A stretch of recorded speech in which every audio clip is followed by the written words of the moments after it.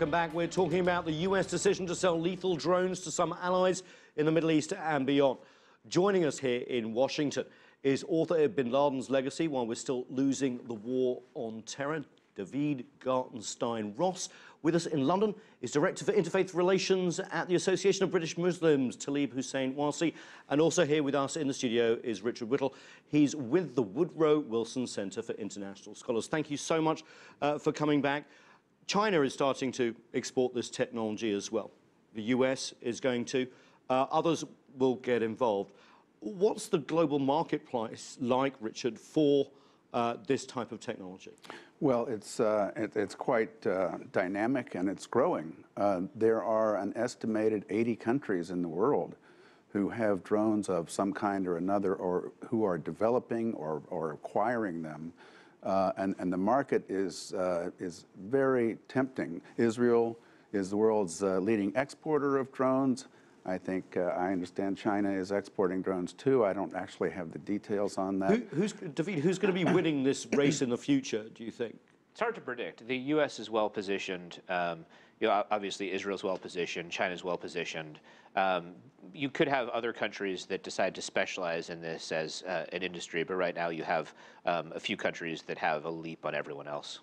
Talib, you were talking before the break about this market being around $2.6 billion at the moment, but I've seen projections that see that doubling and tripling over time.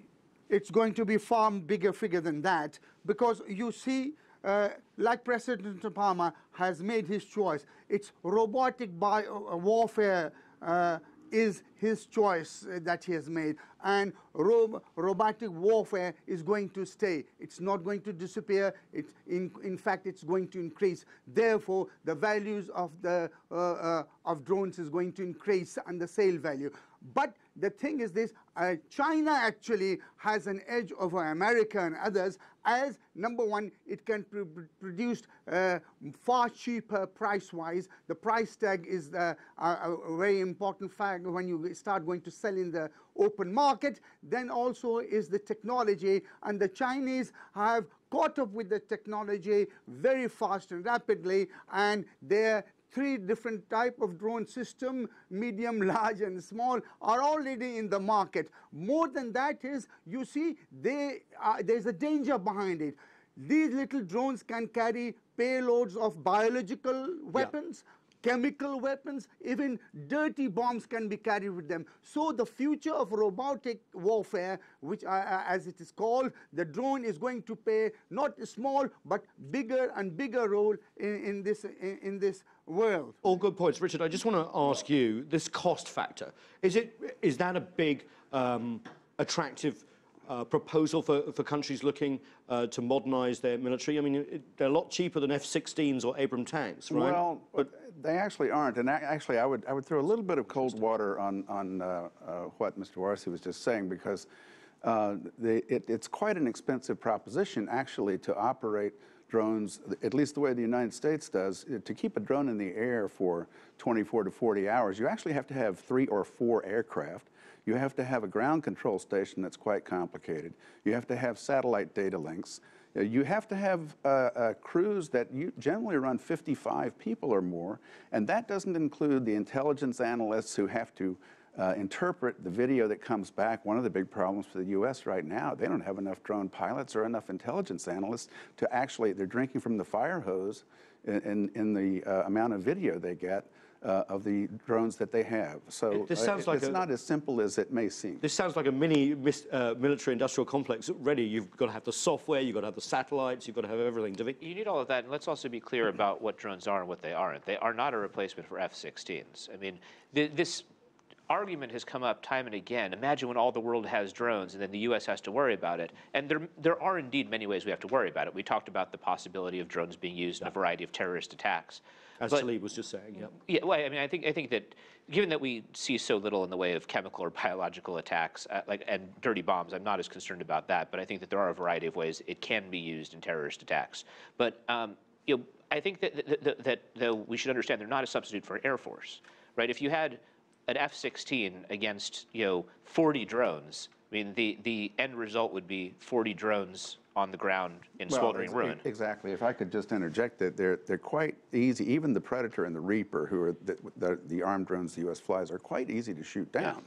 And Yeah, they don't someone said carry very much. The Hellfire missile that the Predator carries weighs between 13 and 45 pounds, the warhead, depending on which variety is used. The smallest bomb the United States Air Force drops, usually from a manned aircraft, is 250 pounds, and they go up to 2,000 pounds. That's quite a bit of difference of firepower. So David is exactly right. They're not going to replace air forces. Right. Right now, they're effective against violent non-state actors. Now, I think with the next generation of drones, like 1 or 2 generations down, it's possible that you'll get drones that are the equivalent of fighter planes. I mean, I've talked to drone pilots who are both in the U.S. Air Force and also the U.S. military, who think that in future generations you actually can have drones that are pretty effective. But right now they're not. Right now they do a good job at striking terrorist targets. They do a terrible job of state-to-state warfare. Even though, Talib, I want you to answer this, even though the attractive nature of these is there's no pilot. But you don't think they could be used in state-to-state warfare like David? Do you think they're going to be used for just terrorist operations and the like? Yes, you see, the great possibility is already on the table. As I said right in the beginning, the genie is out of the bottle. The thing is this, we must realize that China has already produced a prototype, stealth drones that can avoid detection, and America has got that as well. But more important to that is China is already developing, we are talking about the drones of the skies, China is already developing, and others are also in competition, developing the drones on the waters, on the seas as well. So it is a robotic technology as a whole. We must not look just drone as one entity. It's a whole picture that we have got to look, because in 15, 20 years' time, the idea is to take, within inverted comma, humans out and robotics in, and that is the way, that is the choice Obama has made to go for robotic, and other countries are catching up. It's an industry which is going to rapidly escalate, and it is the regulation, as we were talking earlier, is very difficult to bring in. David, do you disagree? I think that getting humans out, that's not going to happen for some time. And one thing I would point to when we talk about drones is that you do have budget issues. I mean, the U.S. military, it's not happening right now, but at some point it's going to have serious cutbacks. Yeah, because the U.S. military basically outspends the next 9 right, countries. And so when you're talking about taking humans completely out of the picture, given that right now drones are not a substitute for state-to-state aerial warfare, I wonder how long it will be before we get to that next generation of drones. It could be a little bit longer than people anticipate, basically because of budgetary issues. Because the research and development is so expensive, Richard? Well, it is, and actually it's interesting to note that the Obama administration's plan was to cut the number of Reapers that it was buying this year until the war with ISIS heated up. And that has increased the demand to have drones flying what they call combat air patrols, providing surveillance. So, so as a result, they have increased the number that they're asking Congress to finance. I think I want to widen this out and say, what are the potential pitfalls of drone use by increasing number of countries around the world, given the fact that they haven't been regulated, that there are these concerns? I actually think that it's not that different from what we've dealt with for a long time. I mean, for a long time, you've gotten different kinds of technology that provide greater lethal potentials for the state and are seen as potential game changers. In some ways, they are. But overall warfare remains the same. So the machine gun, for example, that was an absolute game changer. But we don't think of a need for a separate rule of war for machine guns, because it's just a tool. A lethal tool. Talib, just a lethal tool?